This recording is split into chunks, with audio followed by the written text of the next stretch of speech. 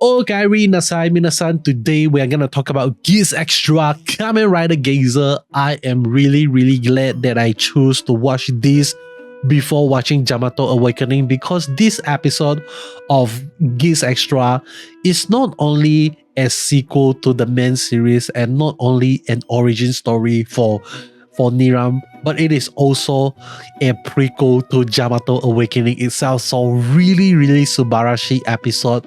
They managed to do so much in such a little time. I really give props to the creator of the show. The writer of the show did an amazing job.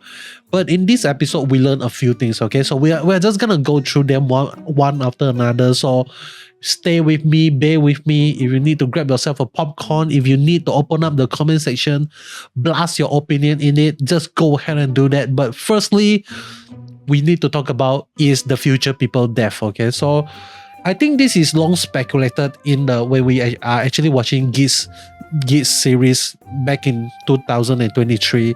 We kind of like predicted that when the future people die in the past, they don't really die.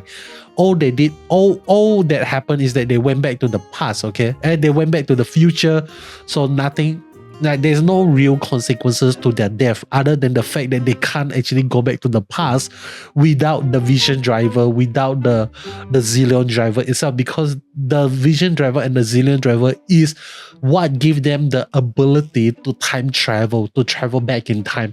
So the future people, even though like they have the technology to go back in time, but it is not, I would assume they are not widely shared by every single future people, okay? Like only the desire management actually have the driver that they can send people back, open the gate to the past, something like that. And that is why when we saw like in one of the episode, in one of the few last episode in Kamen Rider Geats, Jin and also what I forgot the name of the VIP of Neon Kurama already. Like they choose to go back to the future because like the gate is closing, something like that. But Beroba and also Kekera choose to stay back, something like that. Okay, so this is something really interesting that we actually saw, and this also explain how Gilori supposedly to be deleted by Niramu is able to come back to the past, okay, like so many times. Like he came back during the movie, he came back in the end game of Geats. So it's like he keep on returning over and over again. So that is something really interesting, and it proves us that future people doesn't actually die, and it's really fun for us to finally get a confirmation on this issue. Okay, so really subarashi thing. And the next thing is that we actually get to learn how a DGP actually got started out. So in Kamen Rider Punk Jack, we actually learn what is the process after a rider is being defeated, like what are the process of every single rider needs to go through when they lose in a DGP game itself. But for Kamen Rider Geyser, they focus on how a producer went from an idea and making a DGP show itself. So first of all, they need an idea. They need to select an era or where they want to help their DGP in, and after selecting that era, they're gonna went to the local time, the local people look for the sponsors there, and they what they gave to the sponsor is that they are able to get their desire of the war, something like that. Okay, so it's like a fair exchange. You help us, we help you, something like that. And after that, they're gonna select a game master. I think it's very common. After you got your sponsor, you need to start to hire your crew.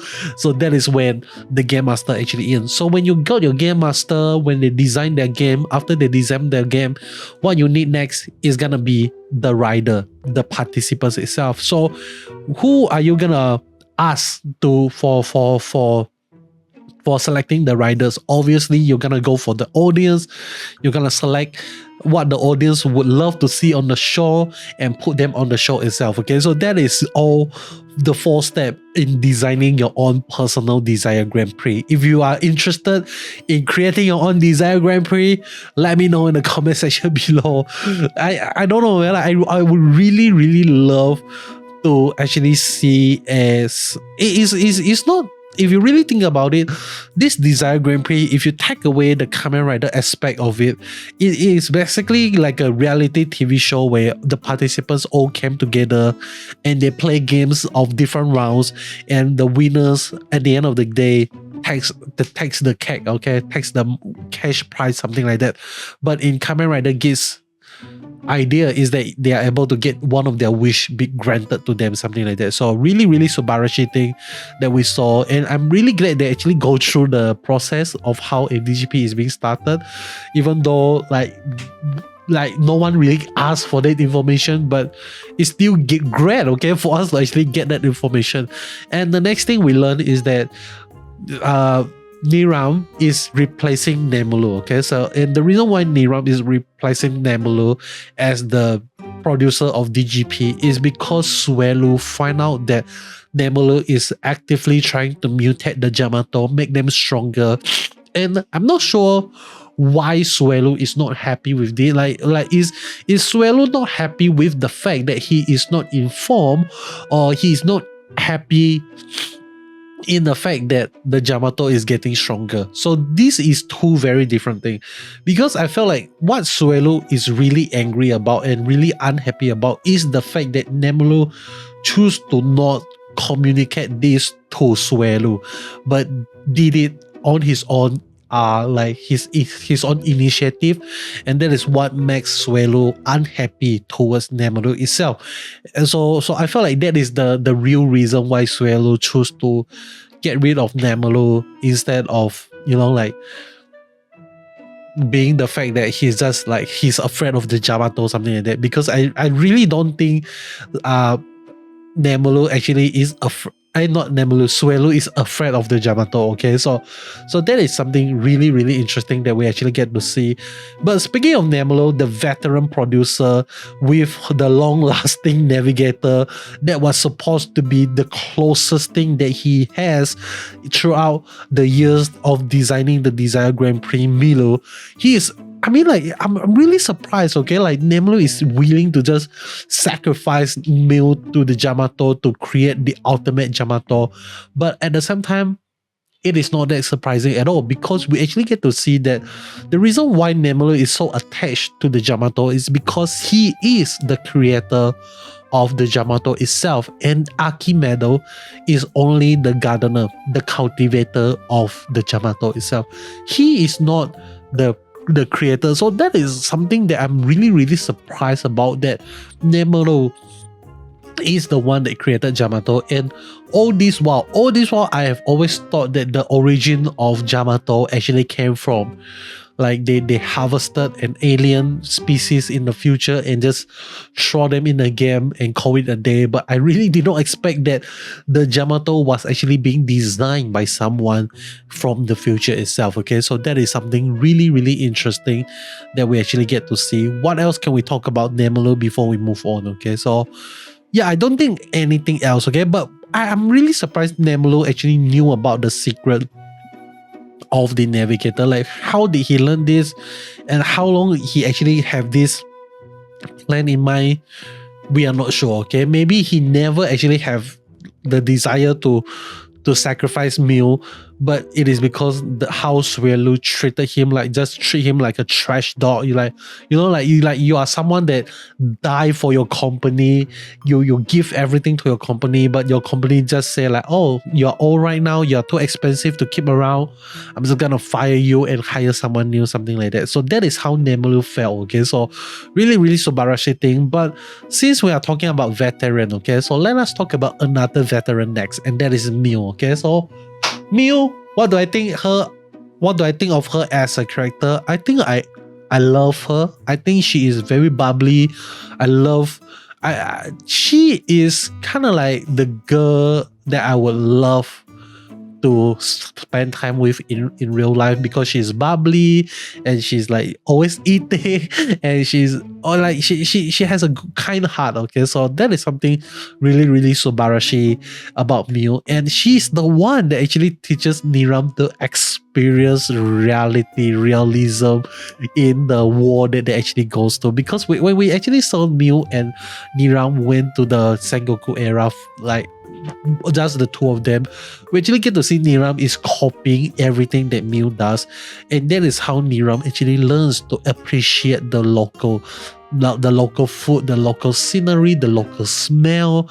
And that is why in the series of Kamen Rider Geats, we actually get to see Niramu trying so many different food wherever he goes. Like, he took the opportunity to enjoy the food and he just looks so happy doing it. And all of this is because of Miiru, okay? And Miiru taught him a very, very important lesson. And that is the fact that this Kamen Rider are not your pawn. They are not supposed to be treated as pawn. And I think this is a very, very important line for Niramu's personality and also his core value, because the reason why he actually chose to get rid of Gilori is because Gilori started to treat the rider as pawn. And even the same, even at the end of the game, when Suelo treated the game and the people around him like pawn, Niramu is like totally against that. It's like, no, I will not do that. That is not real, something like that. So it is really, really interesting for us to actually get to see like Niramu as a character. He's not really kind of like a bad guy. He's just someone with his own strong belief system, something like that. And sometimes it is good, sometimes it is bad, okay? So really, really Subarashi thing. But sadly, Miiru got destroyed, got devoured, got anti-art by the Yamato. I think that is like really, really sad. And I love the cinematography of how she was being eaten, but at the same time, it is also, it give off a little bit of NTR vibes. Then after that, I was reminded of Goblin Slayer. It is just brutal, okay? Like, I don't know what happened, what the showrunner have against the female character in Kamen Rider's franchise, but in recent years, some of the female rider death is pretty brutal, man. Like, just what I can think of right off from the top of my head is Kamen Rider News. If you haven't watched Paradise Regain, this is your call to go and watch it, and you're gonna find out what happened to Muse, okay? So really, really insane stuff. But Miiru died, okay, in this episode. There's no surprising, because if Miiru is still around, then we wouldn't actually need the introduction of Sumori, okay? So really, really Subarashi character we saw, and by introducing us to Miiru, it doesn't really destroy the story that we already know that has been established. And because they never really properly tell us what really happened throughout the years of DGP. They only tell us DGP has occurred so long time ago. Very it takes place a lot of time, okay? So there's no surprising that this is kind of like just the beginning for Niramu, and Miiru has definitely become the navigator for a much longer time, something like that. So really, really interesting stuff that we actually get to see here. But lastly, obviously, we will need to talk about Niramu, okay, the main character of the show. I think he did well, man. Like, I really love his acting in this episode. Like, because we actually get to see there's a part when he started to shout against Nemeru in this episode. We actually get to the way he act almost seems like he is like having his old ass broken inside of him, like he's breaking out of his core and starting to become human because of that. So it's really Subarashi stuff. But yeah, really interesting stuff that we actually get to see.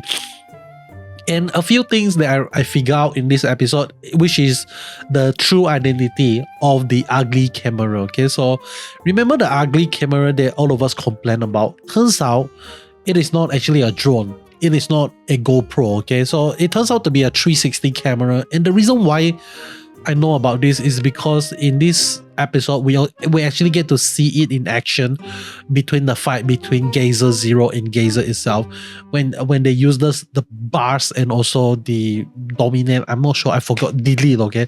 So when bars and delete is taking place, we actually get to see a really crazy camera movement. And I felt like the reason why yeah, the reason why I know it is 360 is because we get a continuous stitch when the camera went from top to bottom of the view of the Kamen Rider itself. So you can do this with a 360 camera, and I felt like that is the camera that they use. Okay, but for some weird reason, it actually looks pretty good in Geats Extra Kamen Rider Geisha. But yeah, we don't really see the 360 camera in action recently in gacha, so that is a really good news for us. But hopefully, if they want to use this technology, make sure they did it right, okay? Because I felt like the way Geisha uses it, like the Geisha episode uses it, it really added to the action scene. It doesn't, the quality doesn't feel cheap at all. So I really love it, okay? So yeah, Subarashi thing. And after Miu got destroyed, got devoured by the Yamato, and the Yamato got destroyed, we actually get to see a seed of the Yamato Hakaishin itself.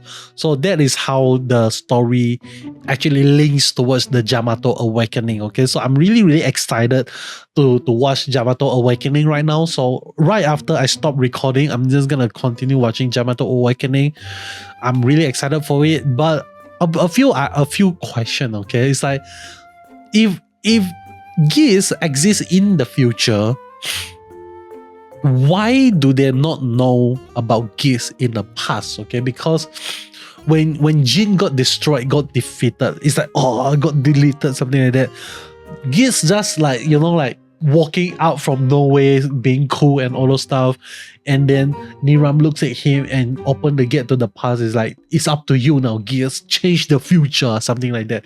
So I don't know, man. Like, I don't know how are they gonna explain this. Hopefully, we are gonna get a proper explanation in Yamato Awakening, or maybe not. Maybe it's just gonna leave it as a mystery that we will never have an answer to. That is good for me as well. But that is all from me regarding the special Geats Extra episode of Kamen Rider Geisha. Okay, so let me know in the comment section below, what do you think of this Geats Extra Kamen Rider Geisha in the comment section below. And that is all from me. And if you made it this far into the video, I'd love you to comment the word Ichigo in the comment section below. And the reason why is because the color scheme of Kamen Rider Zero, Kamen Rider Geisha Zero is actually based on Ichigo, okay, the first Kamen Rider ever created. So with that being said, goodbye, sayonara, and I'll be seeing you guys in Yamato Awakening.